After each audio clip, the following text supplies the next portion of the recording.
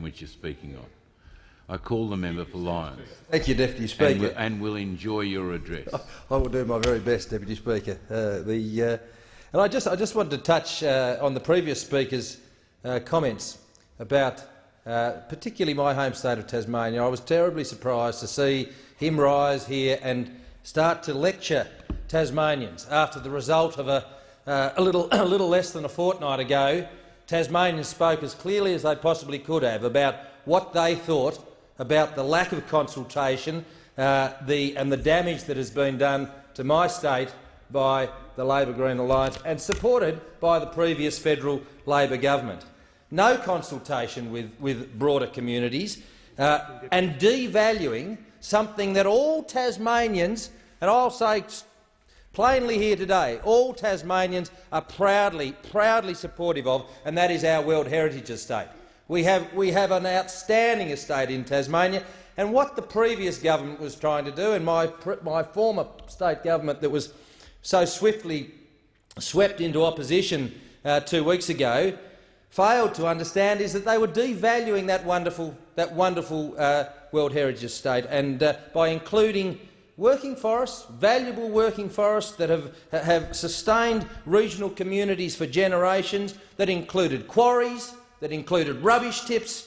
Tasmanians spoke very clearly, Deputy Speaker. But I'd like to tell you a story. I'd like to tell you a story about a man on the east coast of Tasmania that I became aware of, who many years ago was given an opportunity under a Howard government work for the dole scheme. And the work that he was engaged in was building a stone wall in the seaside village of Swansea on the east coast of Tasmania. What he found as part of that program, and I should also mention that at 29 years of age he had never had paid employment, and it was the work for the dole opportunity that gave him an opportunity to participate in a team and explore skills that he didn't actually know he had. And after that period of time he discovered that he was actually very good at doing the work there, that he enjoyed the opportunity of going home to his family, going home to his wife, going home to his children to say that I'd done something worthwhile. And to his enduring credit, he was motivated enough after that work for the dole program to approach a local farmer and seek formal employment. And to the enduring credit of the local farmer, 15 years later he's still there. And it just goes to show what a fantastic opportunity and what a fantastic experience that had been, and that program had been. And in fact he is living proof of the value of this kind of work training program to both individuals in this case, but also the community more broadly. I quote a Spanish philosopher, José Ortega y Gasset: "An unemployed existence is a worse negation of life than death itself." And the opportunity this young man was given, the value that he understood by having a job, because it is not just about money.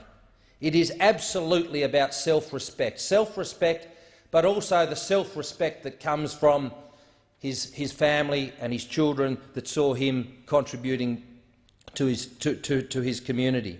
And the Green Army can provide thousands of trainees with skills and experience and enhance their employment prospects while participating in projects that generate real and lasting benefits for the environment, but also for their community. I see this also as an enormous benefit to my state of Tasmania, but the country also more broadly. Deputy Speaker, it is a no-brainer in the colloquial. This government's Green Army program has the potential to be one of our most successful in our country's history. It will become Australia's biggest ever environmental workforce, building to 15,000 participants by 2018, capable of delivering 1,500 on-the-ground environmental projects across the country, and importantly practical initiatives that I'll outline. And in line with Minister Hunt's portfolio of clean air, clean land, clean water and protecting heritage, the Green Army falls under the Clean Land part of that portfolio and the plan that we have for the nation's environment. Land care reform also, with a simple theme, a theme of simple, local and long-term. I can say to you, Deputy Speaker, this is music to the ears of the farmers and volunteers that are so committed to land care reform in our country. Similarly, with the project approval simplification via one-stop shops, this is again something that has frustrated so many proponents of worthwhile projects around the nation, not least of all in my home state of Tasmania. But let's be quite clear in response to the previous speaker. Let's be quite clear. Occupational health and safety is critical. In the case of the Green Army, all will be governed by the statutes, the regulations, the bylaws of state and territory regulations that come under the Work Health and Safety Acts. That service providers responsible for engaging and managing participants hold primary responsibility for health and safety of Green Army teams, whilst undertaking Green Army project activities. I'm very pleased that the government will implement a work health and safety audit scheme for the Green Army projects, an audit on service providers and the projects. Something, Deputy Speaker, that I don't remember occurring for the failed home insulation program that was launched by the previous government in haste, and being lectured, quite frankly, by the opposition in regard to occupational health and safety and implementation. When you look at the NBN rollout, when you look at the home insulation program, is quite frankly is hypocrisy of the first order. Naturally, all appropriate insurances for relevant parties, personal accident and public and product liability insurance will be put in place, consistent with previous National Green Jobs Corps programs. So I would refer the previous speaker to those points. In my electorate, we are looking forward to starting to clean up the Rubicon estuary near Port Sorell. The 1,768-hectare site is widely recognised as one of Tasmania's most beautiful estuaries. The natural, social and economic values of the estuary and the region have made it home for one of the state's fastest-growing populations. But its values have been drastically threatened by invasive estuarine weeds, particularly ricegrass. A dedicated and effective eradication program is now essential to save the important environmental values of the Rubicon estuary. When the project was first put forward, it described the 1,768 as being widely recognised as one of Tasmania's most beautiful estuaries. Port Sorell is known also as the Port of Golden Beaches. The natural, social and economic values of Port Sorell region have made it one of Tasmania's fastest-growing populations. However, its values have been devastated, as I say, by estuarine weeds and particularly ricegrass. The Narratapu National Park and the Port Sorell Conservation Area are particularly threatened by these estuarine weeds, and a dedicated and effective eradication program is now essential to save the high conservation values of the Rubicon estuary. And it needs a substantial financial investment to kick-start a long-term eradication effort. The Rubicon Estuary program is one of more than 150 projects that have already been committed to Australia-wide and will be delivered in the initial rollout. In addition, Minister Greg Hunt has called for further applications from local councils, community groups and natural resource management organisations to build the programs on the ground in the first 12 months to 250 projects nationally, involving about 2,500 people. In my electorate of Lyons, we will be keen to encourage groups to nominate potential projects. Raising awareness is indeed critical. Every community, though, knows of issues that need fixing, that need arms and legs on the ground, be that cleaning up waterways, building infrastructure to mitigate against erosion, for example, on a coastal fringe, or, for example, building a Devil Island. Green Army funding could finally see the giant Nile River logjam cleared after 16 years. A modest material contribution and people power is required to clear a jam that has taken on a life of its own.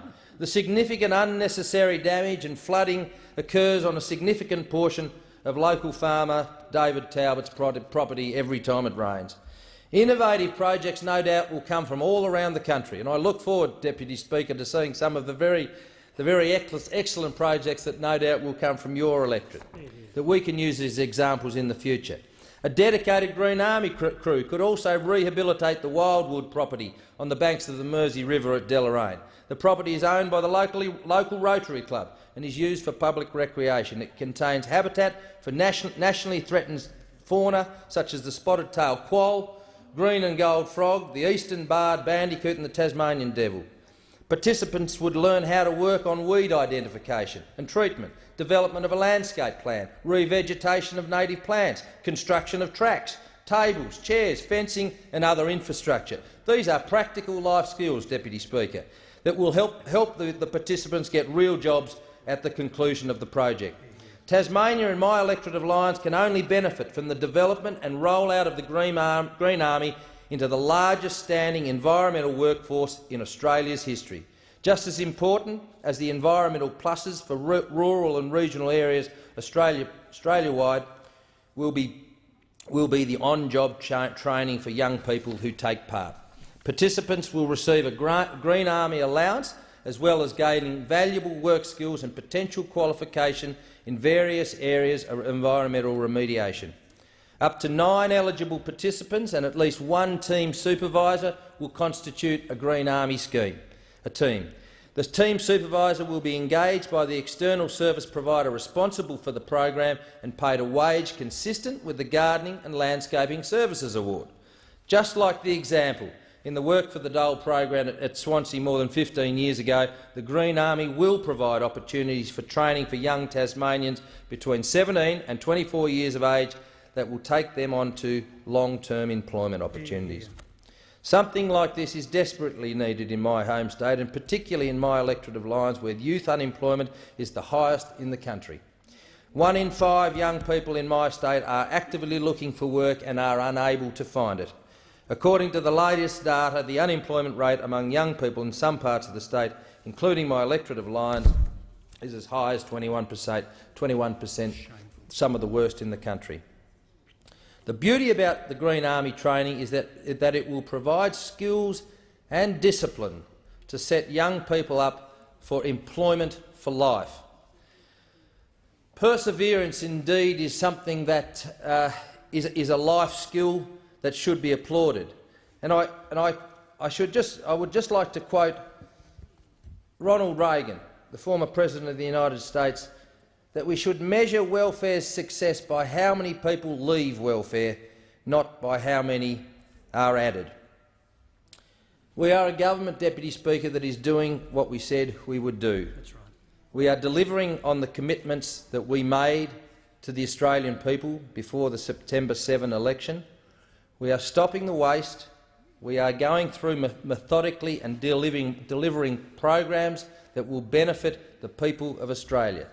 We are paying back the debt, the $667 billion of debt that will be left to my children and possibly their children if we do nothing. The $123 billion of deficits that were left by the previous government. We are rebuilding trust in government, helping all Australians to get ahead. I commend this social security legislation amendment, Green Army program bill, to the House. Thank you, Deputy Speaker. I thank the member for Lyons for his contribution. The question is